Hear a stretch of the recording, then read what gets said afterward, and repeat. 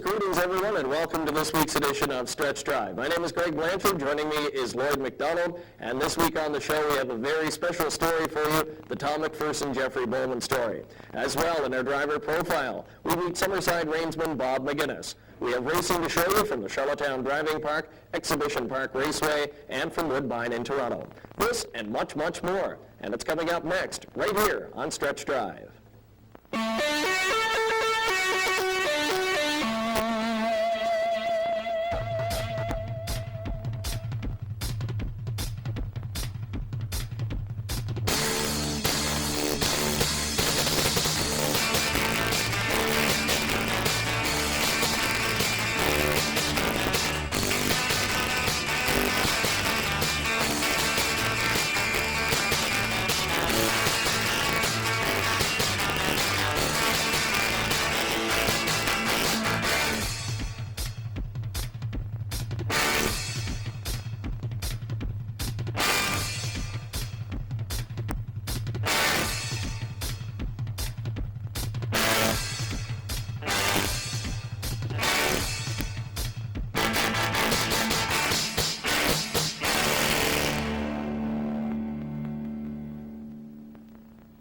A lot of excitement these days, Greg, here at the Charlottetown Driving Park with the winding down of the '94 season.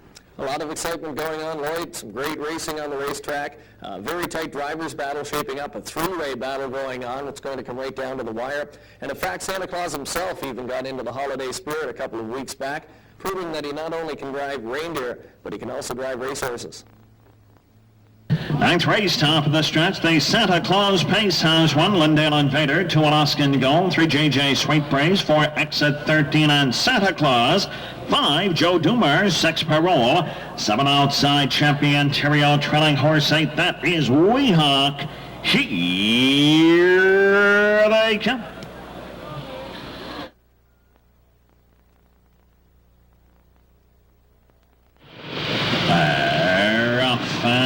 Pacing Exit 13 and Santa Claus are going for the lead as they drive into the first turn. Exit 13 shows the way up front. Alaskan Gold is racing a second, showing third Lyndale Invader.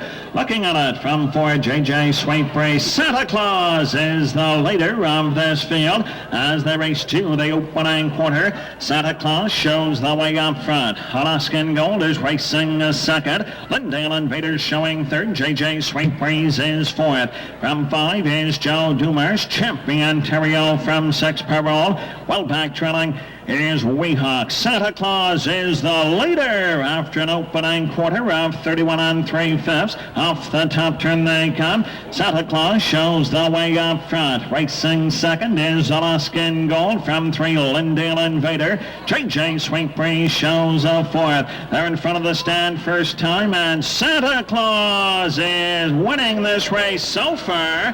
Racing second is Alaskan Gold. Lyndale Invader looks at a third from 4 JJ Sweetbreeze. Joe Duuumarors outside in 5. Championtaria Parole.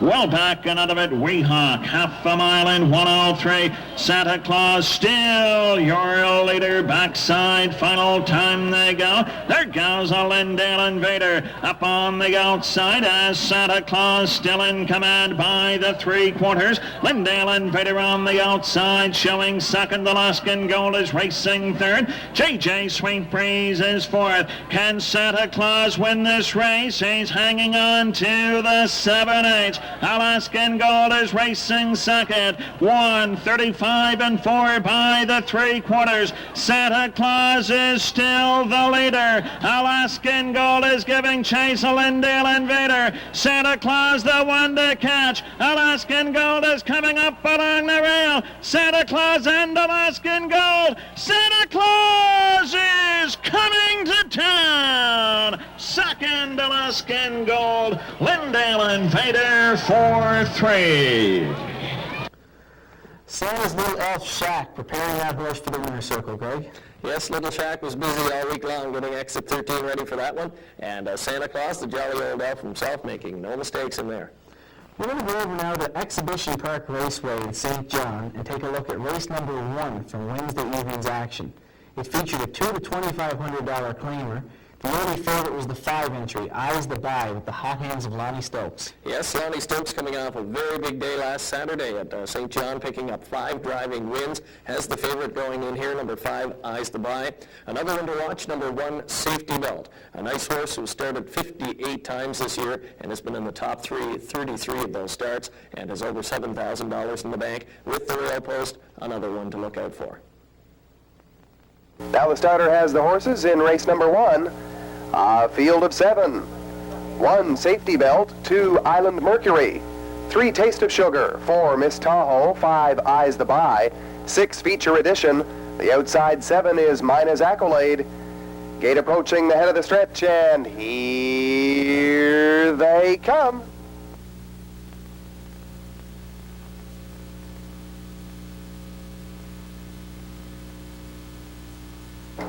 They're off and pacing. Island Mercury shows a nose on top. Safety Belt on the inside grabs second. And from the far outside, Feature Edition winging for the front. As they go on round the turn for the opening 8th, Miss Tahoe settles in 4th.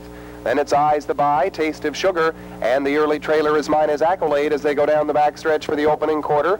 On top and cutting it out goes Safety Belt. On the outside now, Feature Edition at the leader's wheel and bidding for that lead, and Feature Edition takes it away. As they go on by that quarter, we have Feature Edition by 2 lengths. The first quarter, 29-1. Rounding the turn for the 3/8 now, Feature Edition.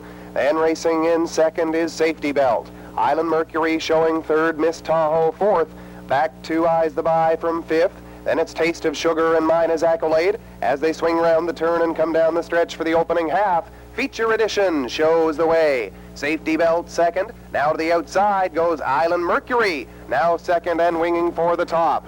Following with cover is Miss Tahoe, and they are by the half-mile park in 1:01. Rounding the turn for the 5/8 now. As they go on to that post, it's still Feature Edition, and Island Mercury tucks back in, or tries to at least, but she's still on the outside now second. Safety Belt racing a closer third. Down the backstretch for the final time, Miss Tahoe has 4th.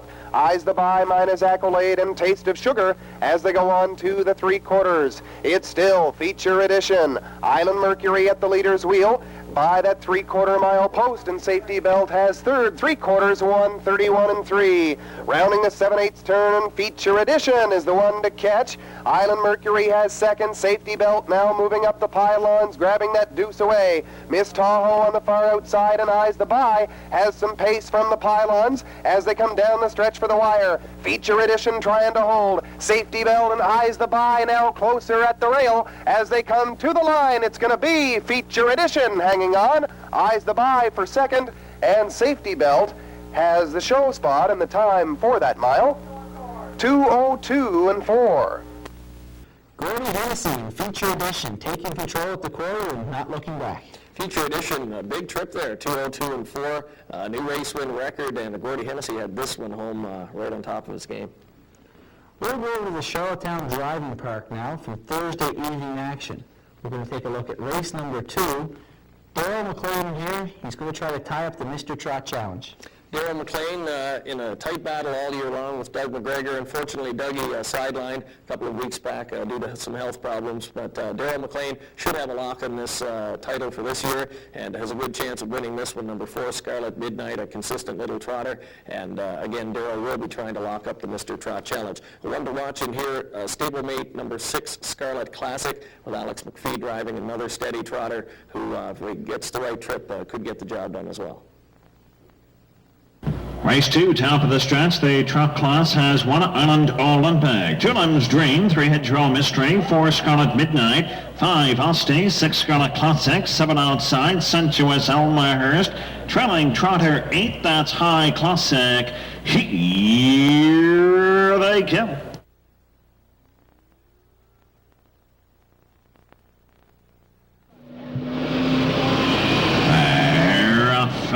trotted. Hedgerow, Mystery, and Scarlet Midnight get away quickly. Battle for the lead as they trot the first turn. Hedgerow, Mystery wins the early battle. Scarlet Midnight is settling in at the rails second. Ostsee comes away third. Showing fourth is Lemstream. Scarlet Classic on the outside in 5. From 6 is Allan Olympic. High Classic and Sensuous Elmhurst trails and moves out. Up front, Hedgerow, Mystery in command out of this field of trotters as they get on by the quarter-mile mark. Scarlet Midnight right there second. Ostsee is trotting third. Lemstream moves outside in 4. Trotting up the rail in 5 is Scarlet Classic. Sensuous Elmhurst hustles up outside in 6. 31 and 3 by the opening quarter. Trotting off the top turn, they make their way to the half-mile mark, led by Hedgerow, Mystery up front. Up to on the outside is Lemstream. At the rail, Scarlet Midnight third. Sensuous Elmhurst parked out with cover in 4.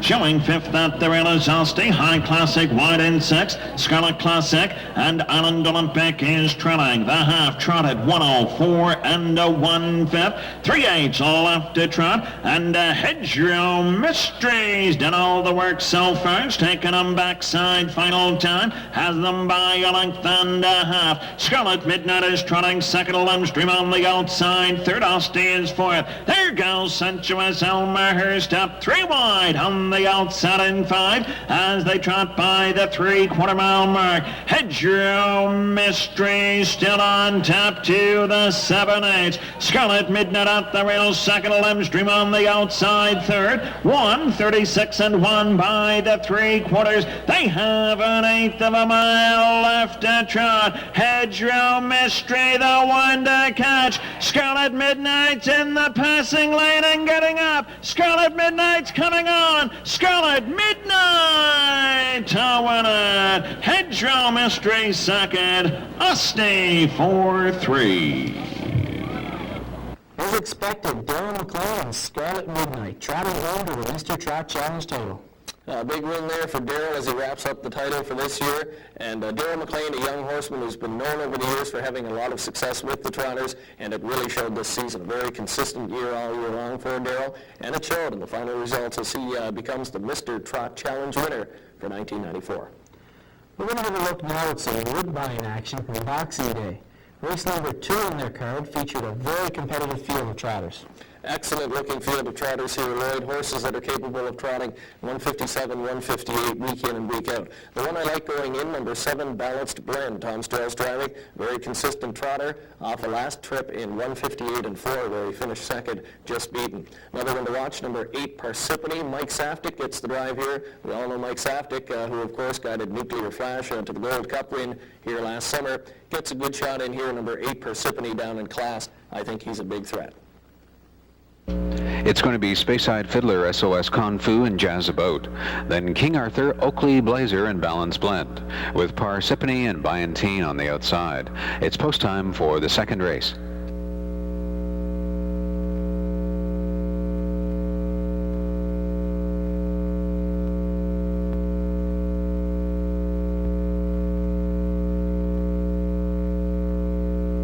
Under control of the starter, the second race is in motion, and here they come. They're off and trotting.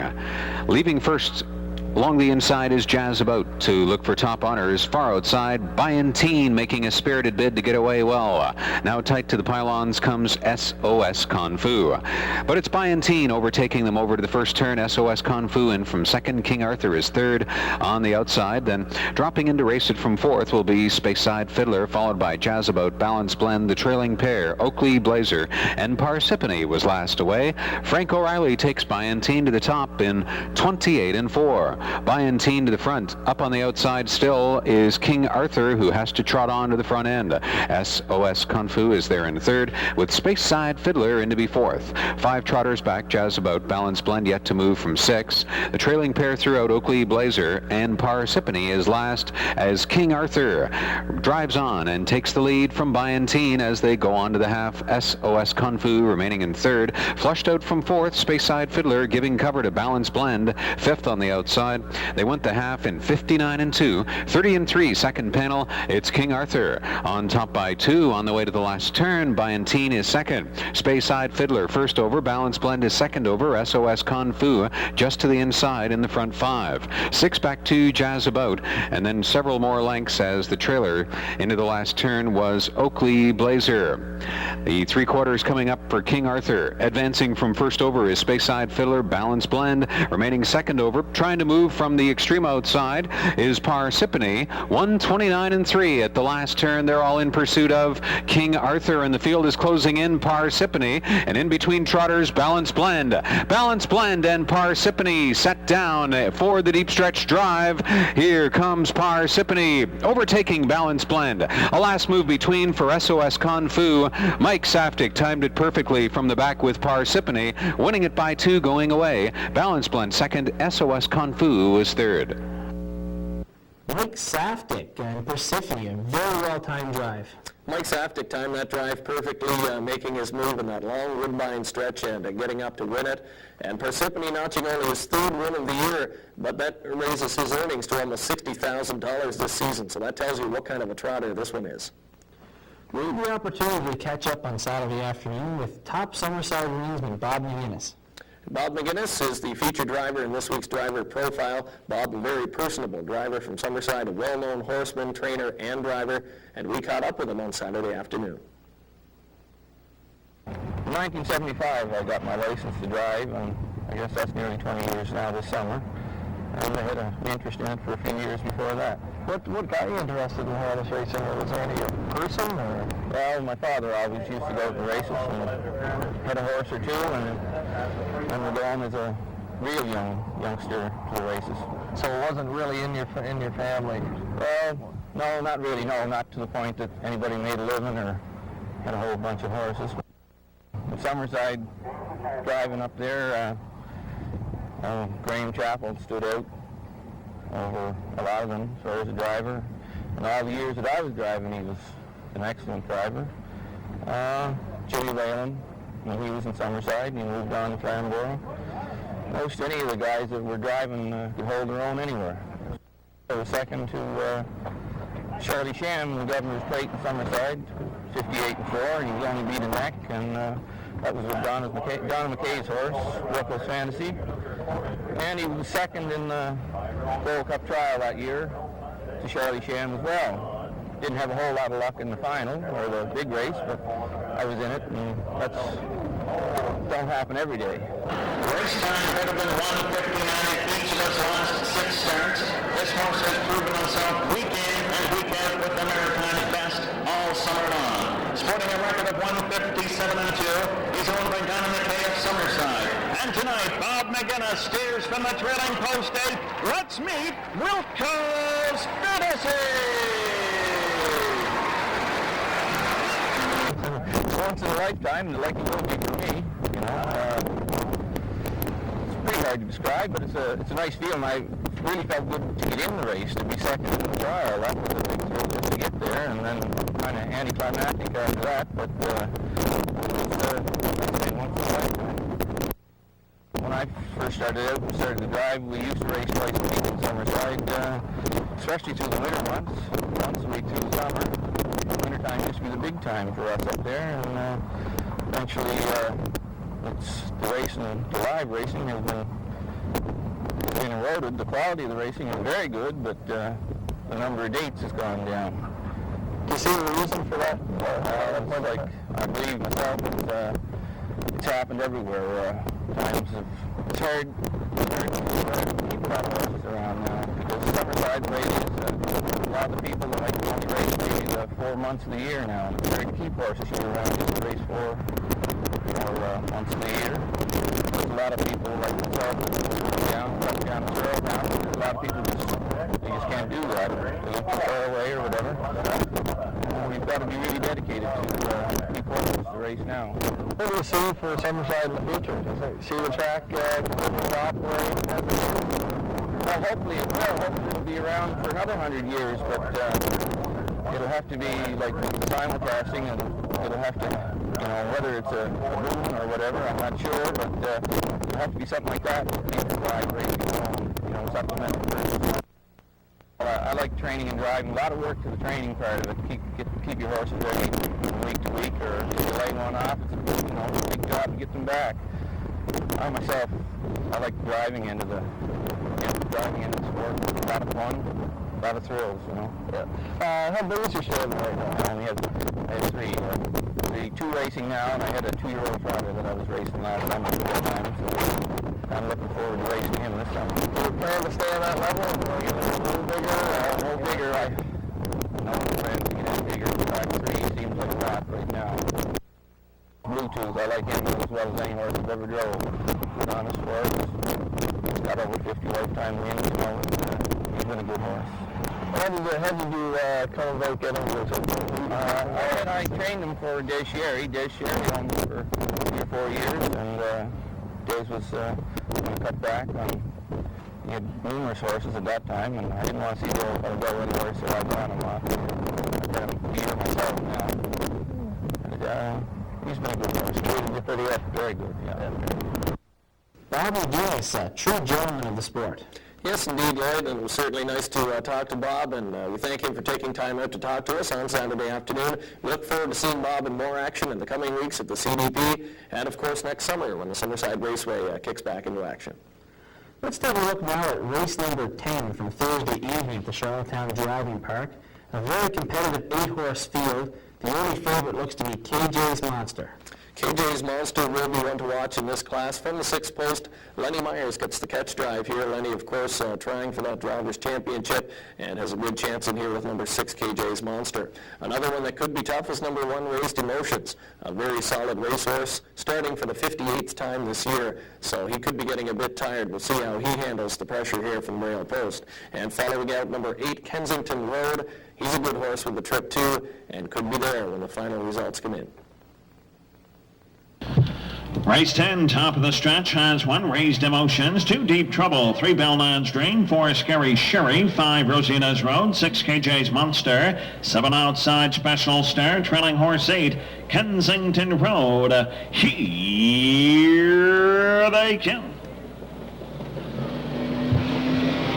They're off and pacing 4 wide. Up front as they leave the gate, driving into the first turn. Raised Emotions at the rail for the lead as they drive into the first turn. Second inside is Kensington Road. Belnan's Dream drives up, parked outside third. Belnan's Dream is now second and looks for the lead from Raised Emotions as they arrive at the opening quarter. Raised Emotions is showing on top. Belnan's Dream parked out second. Kensington Road is showing third from 4, Deep Trouble. Rosina's Road cut on the outside in 5 from 6, Special Star. They race to the 3/8 mark. 29 and 2 by the opening quarter. Raised Emotions. Belnan's Dream now draws alongside the pace setter as they race in front of us first time, moving by the half-mile mark. Raised Emotions by half a life. Belnan's Dream parked out second. Kensington Road is racing third. Special Star wide in 4. Deep Trouble is 5. KJ's Monster from 6. Rosina's Road and the Scaari Sherry trails. Quick 59 and 3. Backside final time they go. And Raised Emotions taking them to the 3/4 mile mark. Kensington Road is now moving up on the outside to challenge as they get on by the 3/4. Raised Emotions. There goes Kensington Road up on the outside. They go battling to the 7/8 mark. 1:31 and 2 by the 3/4. Inside the final 8 to go. Kensington Road on the outside. Raised Emotions is coming back on at the rail as they race through the stretch for the mile. Kensington Road and Raised Emotions. They are neck and neck right down to the wire. It's too close to call. Could be Kensington Road. We'll need a picture. Kensington Road and Raised Emotions, a titanic battle coming through the lane. Excellent horse race there, Lloyd, coming right down to the wire. 2 of the most highly raced horses at the CDP in Kensington Road, and number 1, Raised Emotions, showed no battle scars there, going right down to the wire in a very good stretch drive. Let's go back now to Exhibition Park Raceway in St. John. We're going to take a look at race number 2 from their Wednesday evening card. Iron Frannes Kid could be one to watch for in here. Frannes Kid should be one to watch from the 5-post. Pat Murphy gets the drive there. Frannes Kid was second last time out, charted 203 and 4, and should be a factor again. Number 1, Drip Drop. I like this one off the rail. Shows some speed of 202, 203 in his last few starts with the rail post. Shouldn't hurt his chances any as well. And another one that could be there, number 6, Northwind Sandy, very consistent performer, and of course he's got the hot hands of driver Lonnie Stokes. Hunter has the horses, race number 2. Field of 8, 1, Drip Drop, 2, Candy Mist, 3, I'm Riley, 4, Miss Levey Road, 5, Frannes Kid, 6, Northwind Sandy, 7, Paris Hustler. The outside 8, that's Kilkerran Jingle. Here they come.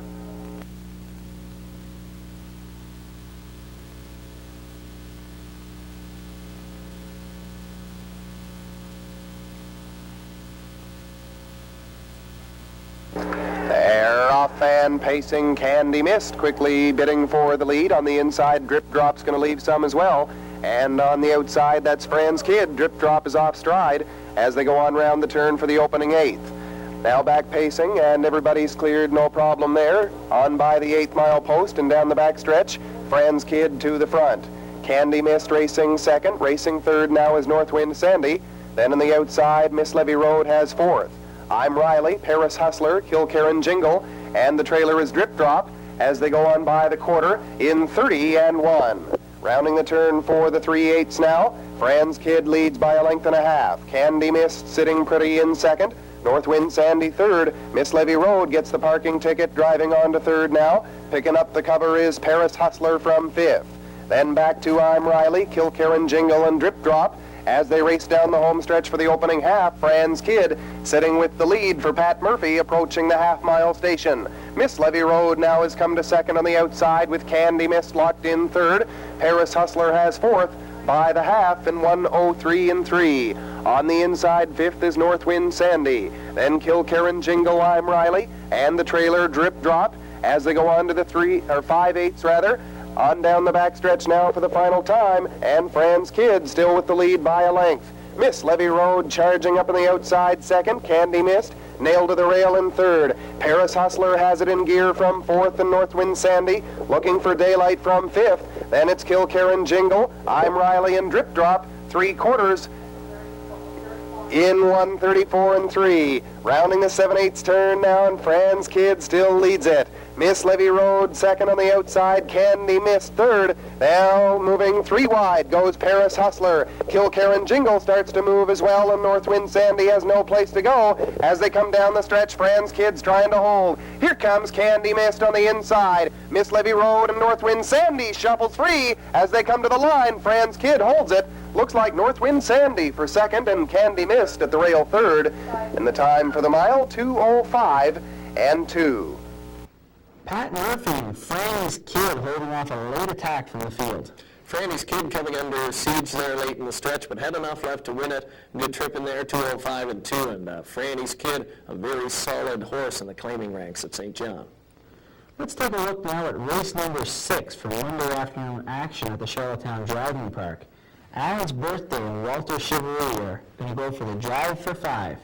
4 in a row going into this race for Allan's birthday, trying for win number 5, the hottest horse on the grounds right now at the CDP. Last time out, Allan's birthday winning easily, coming from 7th, the mile 2:02 and 4, last quarter 28 and 4. This horse is on fire right now. Another horse on a bit of a win streak, number 4, Foldaver. 2 in a row coming into this race. Last time out, 2:02 and 2, using a last quarter 29 and 2, looked very impressive doing it. The sleeper in here, in my mind, number 2, Rusty Roan, Danny Gas driving, a very fast 3-year-old son of Aberon with the right trip, will be dangerous in the end. Race 6, top of the stretch, has 1 Nuclear Reactor, 2 Rusty Roan, 3 Samcoe Brightstar, 4 Foldaver, 5 is Harrods Image, 6 Silverwood Diane, 7 on the outside, Allan's birthday. Here they come.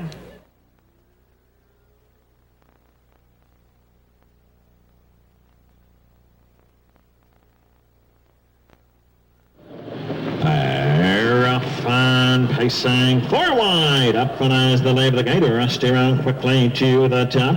Harrods Image drives the outside, settling in second. Silverwood, Diane rushing up on the outside third. Nuclear Reactor comes away in 4. Allan's Birthday fifth from 6. Samcoe, Brightstar, Foldaver. They go racing to the opening quarter. Parked on the outside, Silverwood, Diane is the new leader as they arrive at the quarter-mile mark. Roan is racing second. Showing third is Harrods Image. There goes Allan's Birthday, moving up quickly on the outside. Third now, second looks for the lead. Opening quarter in 30 seconds flat. Allan's Birthday has made top. Now racing second is Silverwood, Diane. Parked on the outside, Foldovers on the move. Wide third, Roan looks out at fourth. Nuclear Reactor wide in 5. Harrods Image shuffled back to 6. Samcoe, Brightstar trails. Out moves the outside. 1/2 gone. 1 to go as they race the paddock turn. Second time, Allan's Birthday took them halfway home in 1:01. Allan's Birthday is the leader as they get on by the 5/8 mark. Foldovers up and at him on the outside second. Silverwood, Diana racing it along the rail third. Moving wide in 4 is Nuclear Reactor, Roan, Samcoe, Brightstar, and Harrods Image trails Allan's Birthday now extending his lead by 2 open lengths as they rush on by the 3/4-mile mark. Allan's Birthday by 3. Foldover is second. Nuclear Reactor up on the outside. 1:32 and 1 by the 3/4-mile mark. Allan's Birthday has this field by 3 open lengths, making the final turn for home. Allan's Birthday going for 5 in a row, and he's pulling away. Allan's Birthday wins his 5th in a row. Walters tied with Kenny. Second is Foldover. Third, Nuclear Reactor. Allan's Birthday, giving Walter Chevrolet a very important win there, Greg. That's another big win for Walter, and Allan's Birthday now making it 5 wins in a row. An unbelievable effort here the last few weeks for Allan's Birthday, and he seems to be getting better as each week goes on. And young trainer Dwayne McCachran from Summerside has done it again. He seems to have a way with these older claiming horses. Hard to believe that Allan's Birthday was once in for a $1,500 claiming tag earlier this season. Let's take a look now at action at Exhibition Park Raceway in St. John. Race number 7 from Wednesday evening's card featured a very competitive 8-horse field. The early favorite looked to be the 1 entry, Sammy Motoring from the rail post should be able to take advantage of that inside position, and maybe one to watch here, out for a 62nd start of the season. Another one to watch, number 3, Rennie's Fella Gilberto driving. This combination is on a 2-race win streak coming into this one. We'll try to make it 3 wins in a row. Rennie's Fella, of course, owned by Rolly Larkin of Hunter River from the 3-post. He'll be gunning for the front. Now the starter has the horses, race number 7. A field of 8. 1, Sammy Motoring. 2, Silverwood Ike. 3, Rennie's Fella. 4, Courageous Maud. 5, Pat Doll. 6, Pegasus Apple. 7, Paco. The outside 8 is Trusty Bad Guy. Here they come.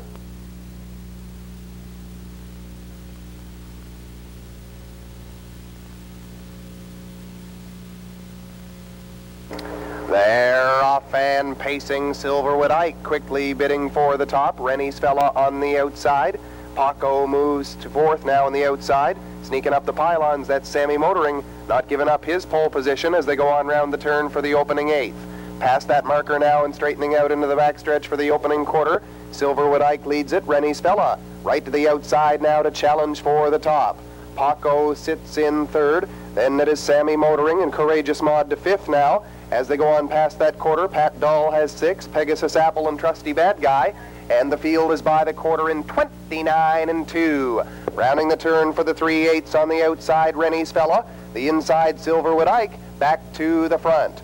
Racing in 3rd is Paco. Now to the outside from 4th goes Sammy Motoring. Courageous Maud follows him. As they come down the stretch for the opening half, Pegasus Apple is out as well. Racing in 7th, that's Pat Doll and Trusty Bad Guy trails. As they approach the half, it's still Silverwood Ike. Sammy Motoring driving 2nd on the outside by the half in 1 minute and 2/5 seconds. Rennie's Fella has tucked in now 3rd. Courageous Maud driving 4th. Then it is Paco, Pegasus Apple, Trusty Bad Guy starting to move, and Pat Doll trails now as they go by the 5/8 and down the backstretch for the final time. Silverwood Ike steps out by 2. Sammy Motoring racing in second. Courageous Maud third on the outside. Racing in fourth is Rennie's Fella. Then it's Pegasus Apple, Paco, Trusty Bad Guy, and Pat Doll as they go by the 3/4 in 1:30 and 4. Rounding the 7/8 turn, and Silverwood Ike is strong on top. Sammy Motoring trying to chase him down, and Courageous Maud is out now from third. Pegasus Apple follows her, an 1/8 of a mile to go, and down the stretch they come for home. Silverwood Ike and Sammy Motoring, Courageous Maud and Pegasus Apple halfway down the stretch, and Silverwood Ike still on top. Sammy Motoring in between horses, Courageous Maud to the line. Silverwood Ike wins it. Then it is Sammy Motoring in tight for show. The time for the mile, 2:02 and 4. Silverwood Ike and Todd Traits, a big upset in there. A big upset in there, and if you were the better there, you'd certainly like to have that ticket, returning $66.90 to win. And for young Todd Traits, that's driving win number 70 this season. We're going to look now at a very heartwarming story that took place here at the Charlottetown Driving Park. It was the Tom McPherson, Jeffrey Bowman story. Yes, Lloyd, we're going to take a look now at this heartwarming tale of a young boy's Christmas wish come true, thanks to the kind generosity of a well-known Cape Breton horseman. A mile 2:04 for 2, Charlotte's Brett. Ladies and gentlemen, this morning at 8 o'clock at my house, Earl Smith phoned to tell me that Tom McPherson had just phoned him from Glace Bay, Nova Scotia, telling about a young boy in need of medical equipment here in Prince Edward Island. There is a charity dance tonight in North River for Jeffrey Bowman. Tom McPherson said any money Charlotte's Brett wins this afternoon will go to Jeffrey Bowman. What a kind gesture. $8,990 will go to Jeffrey Bowman. That's Charlotte's Britt's winnings here this afternoon. Congratulations. Thank you to Tom McPherson of Glace Bay, Nova Scotia, driver Earl Smith. And so began the Cinderella story of Charlotte's Brett. We had the opportunity to talk with owner Tom McPherson by phone about this amazing victory. So, well, I was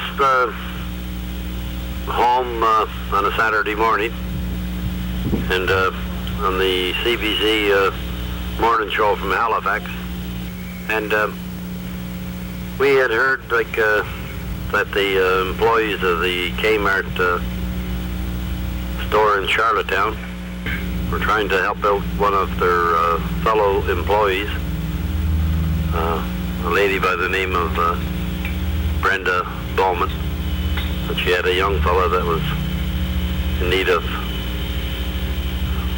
electric wheelchair and a van with a ramp and whatever. So I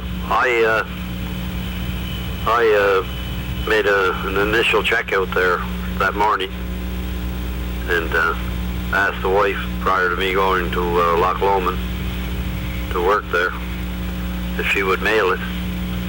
And then just as I was leaving the house, I called Earl Smith, trainer driver from Hunter River, if he would kindly donate any winnings that Charlotte Britt would pick up that particular day. And on my way to Loch Lomond, for some unknown reason, which I can't describe, the thought came to me about it would be a wonderful thing if she could win that race. And all I said was, I hope and pray to God that she does for the little fella's sake. Just a few hours later, Tom's prayers were answered. Earl Smith explains the tremendous feeling he had as he approached the wire. When I tipped off the upper turn for home, I married, and I see a lot of pace to her, but she was strong and she was ready to race. And it was quite a feeling for me to top the stretch, and you know, it was, I would say perhaps the highlight is one of my biggest highlights. 2 weeks after Earl Smith guided Charlotte's Brett to the perfect storybook ending, he is joined in the bike by his new racing partner, Jeffrey Bowman. 2 weeks ago this afternoon, Charlotte's Brit, Earl Smith and Tom McPherson did one of the kindest gestures ever in harness racing in all of North America. Coming down the track now is Charlotte's Brit, Earl Smith, and Earl is very capable in the bike, but this afternoon he's being assisted with Earl's colors on. Jeffrey Bowman, Earl Smith, and Charlotte's Brit. Jeffrey was presented with a check containing Charlotte's Brit's earnings from her Miracle Mile.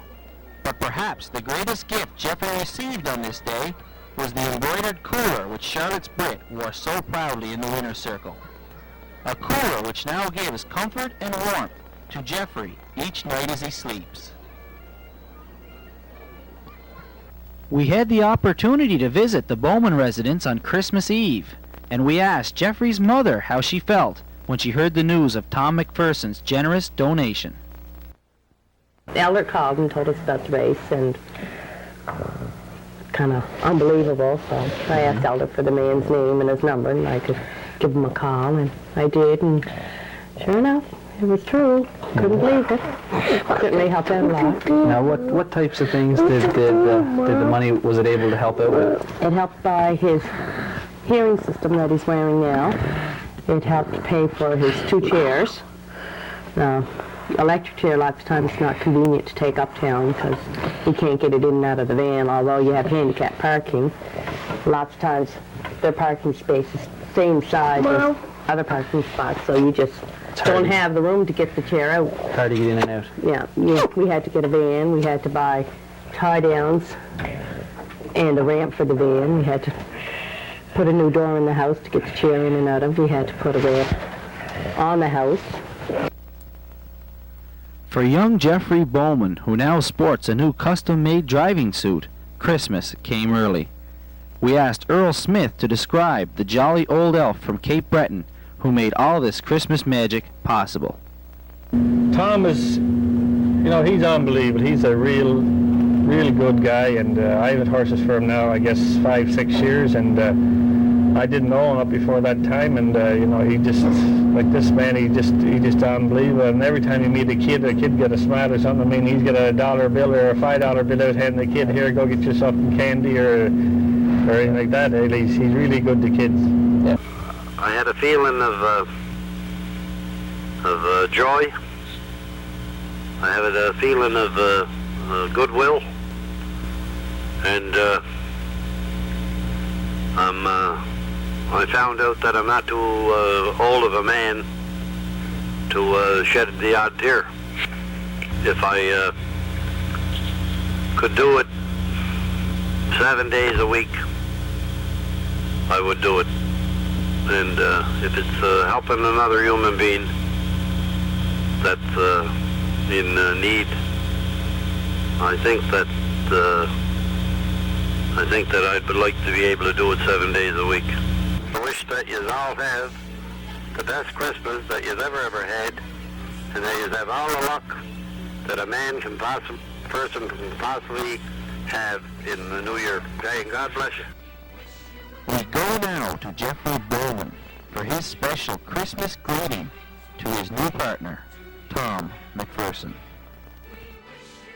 That's Super Tom!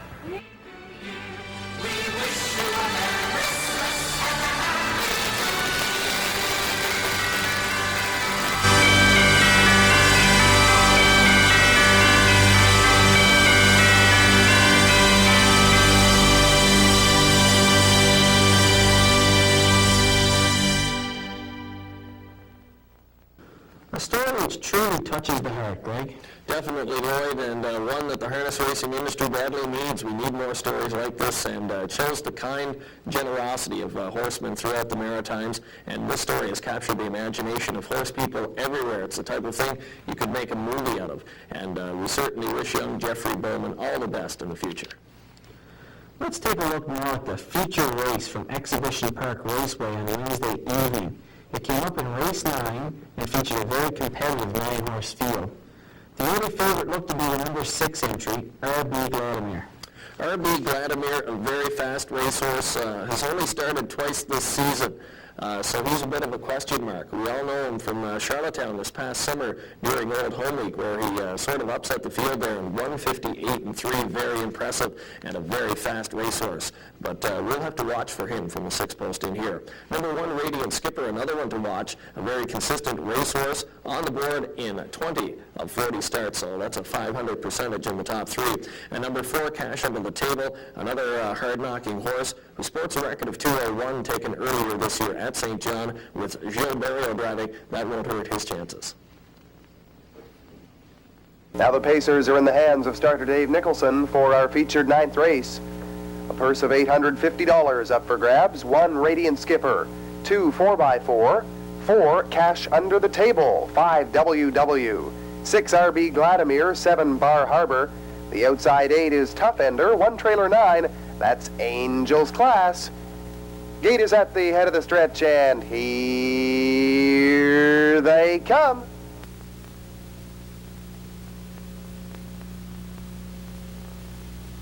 They're off and pacing. Radiant Skipper quickly grabs the top. Bar Harbor from the far outside to challenge. Angel's Class gets away 3rd. Then it is Cash Under the Table 4th. WW, RB Vladimir.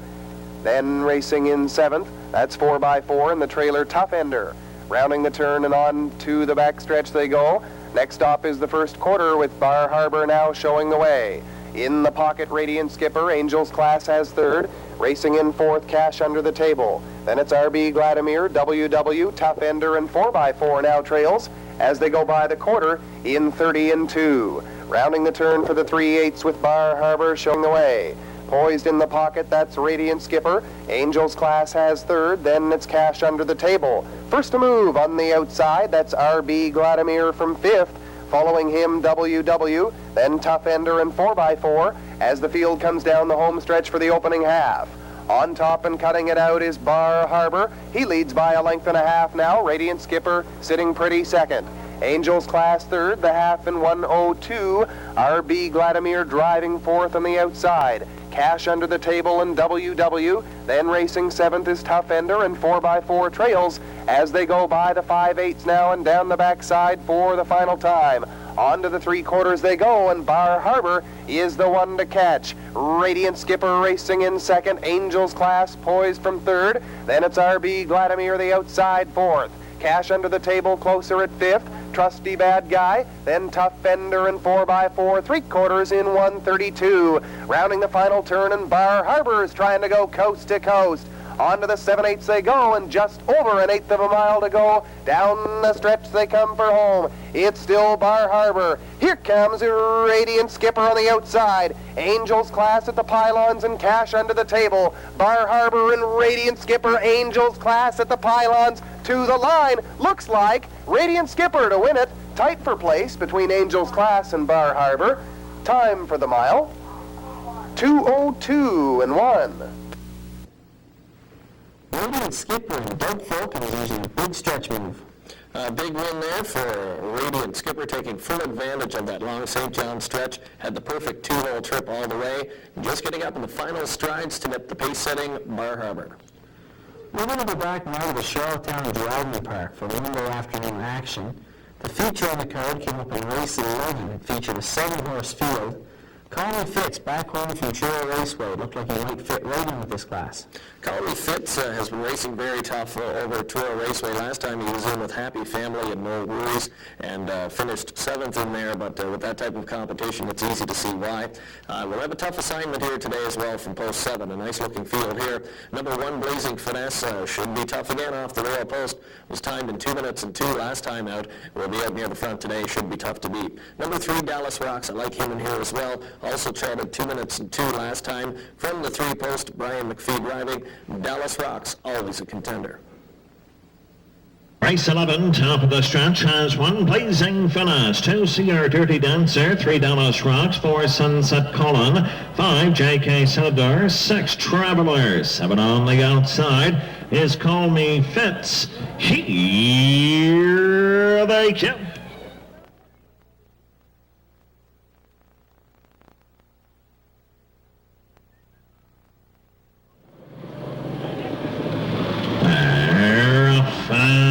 racing, blazing Frannes at the wheel. Sunset Colin getting away quickly on the outside as they go driving into the first turn. Blazing Frannes and Sunset Colin. They are neck and neck by the 8th mark. Blazing Frannes, Sunset Colin parked out. They go racing to the opening quarter. Blazing Frannes has won the battle. Sunset Colin takes cover second as they arrive at the quick opener. Blazing Frannes by 2 lengths. Sunset Colin racing second. Dallas Rocks is showing third as they move on to the 38 mark. Blazing Frannes 28 and 4 by the quarter. Blazing Frannes taking him off the top turn. Sunset Colin watches from second. Dallas Rocks racing third. Here comes Singer, Dirty Dancer on the outside, being followed by Traveler J.K. Senador, and Call Me Fitz is trailing. Blazing Frannes past the half, takes him to the paddock turn. Singer, Dirty Dancer's up to on the outside. Sunset Colin racing third. Half a mile a minute, 3/5 inside the final 3/8 to go. Blazing Frannes taking him backside. Final time by 2 open legs. Sunset Colin racing second. Singer, Dirty Dancer. There goes Dallas Rock, surging up 3 wide on the outside. He's after Blazing Frannes as they go racing to the 7/8 mark. Blazing Frannes, Dallas Rocks now alongside. 1:31 and 3/3. They are neck and neck turning for home. Blazing Frannes, Dallas Rocks coming up on the outside. Blazing Frannes and Dallas Rocks, they'll settle it in the stretch. Dallas Rocks is coming on. Dallas Rocks gets up to get it all. Blazing Frannes second. J.K. Senador for 3. Dallas Rocks and Brian McPhee rolling down Blazing Frannes in the stretch. Those first front-end fractions for Blazing Frannes, the quarter, 28 and 4, half in a minute and 3. On that track took a bit of a toll on Blazing Frannes, and Dallas Rocks was able to catch him in the final few strides. We're going to go back down to the Woodbine Raceway in Toronto and have a look at race number 5 from their Boxing Day card. It featured a 6-horse field. San Francisco looked like he might be the best in here. Yes, this is an $18,000 preferred class. San Francisco Herb has been racing the free-for-allers his last 6 starts. Takes a big drop down here. Should be the one to beat in this short field. Number 1, Iron Blue Chip, another nice horse who has won 5 of his last 6. The only time he's been beaten was by a neck in 155. With the driver Mark Millions off the rail, Iron Blue Chip, another one to watch. The sleeper to me, number 3, Armbar Liqueur, a very nice Abercrombie colt who has made almost $70,000 this season and sports a record of 153 and 4. Moving up for the 5th, it's Iron Blue Chip and Mark Meggins. Which S better for Roger Mayotte? Armbar Liqueur is next for Mike Safdie. Doug Brown driving the 4, Pacific Sunshine, then Leningrad 5 with Randy Waples. San Francisco Irv has Paul McDonnell. It's 5th race post time from Woodbine.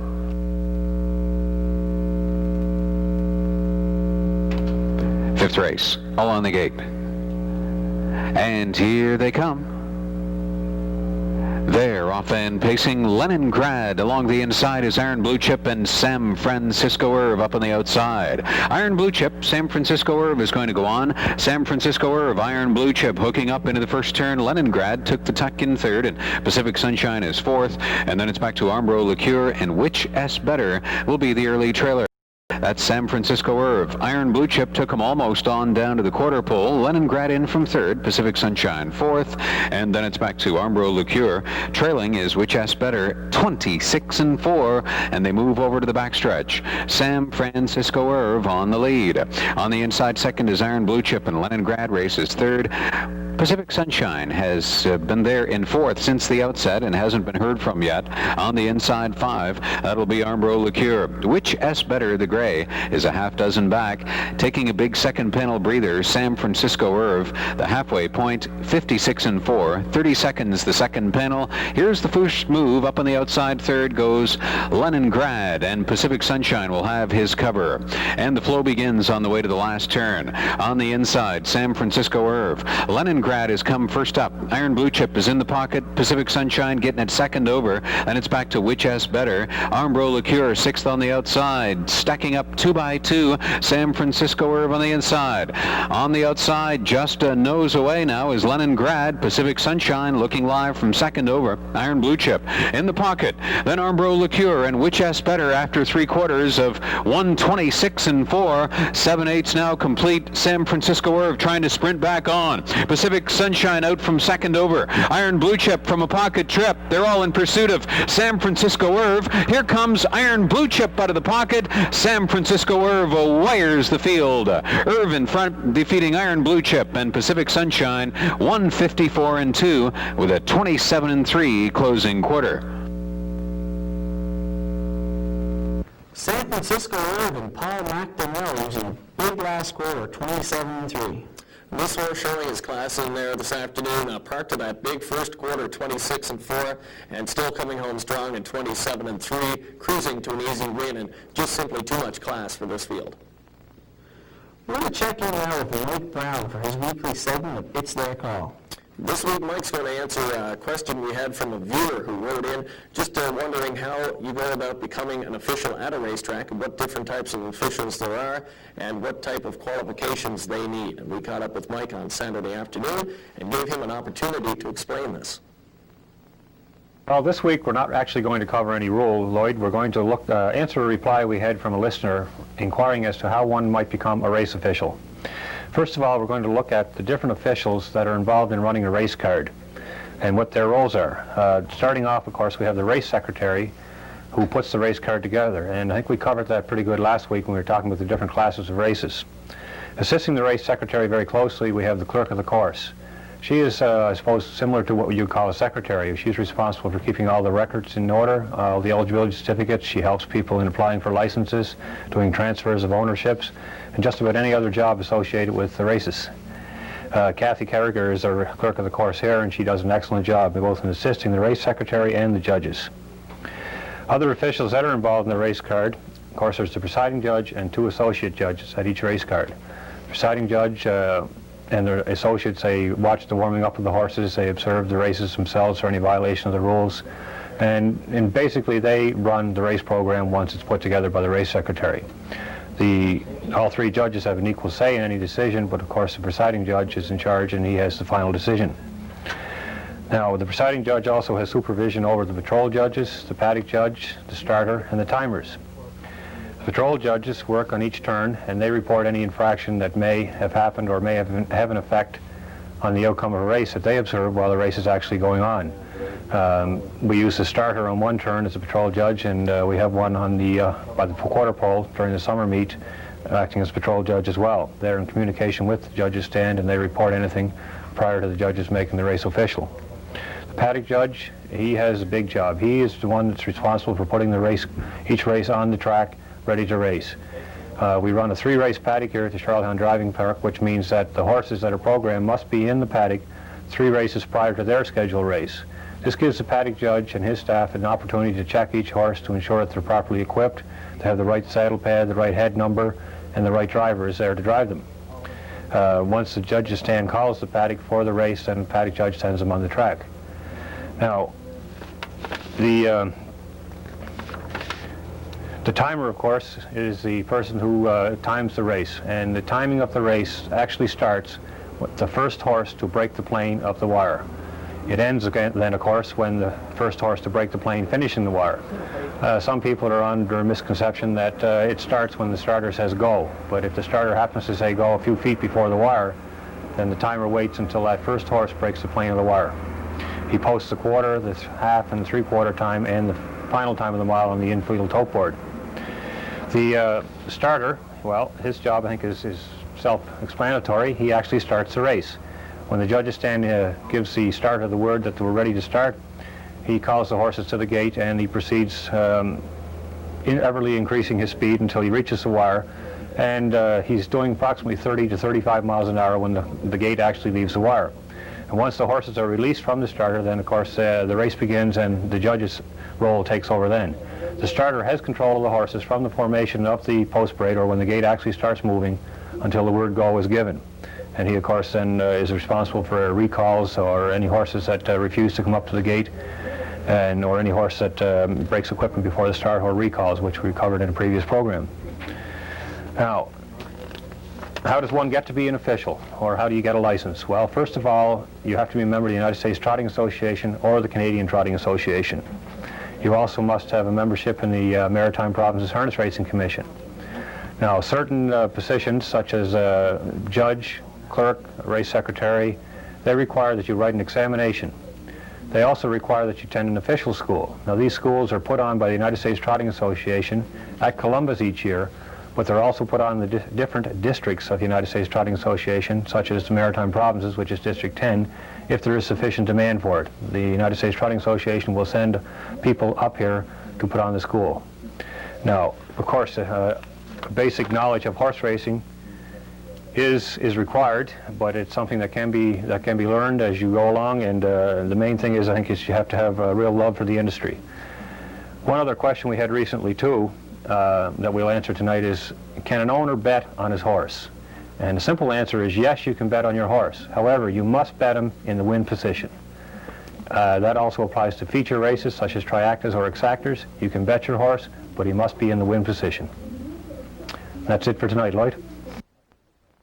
If you have any comments or suggestions, we'd like to hear from you here at Stretch Drive, and you can write us at Box 561, Charlottetown, PEI, C1A7R1.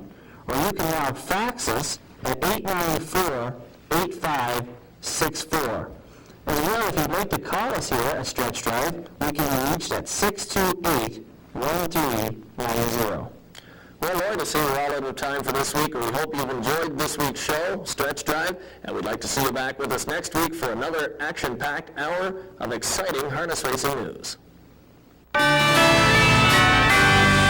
wish you a Merry Christmas. We wish you a Merry Christmas. We wish you a Merry Christmas and a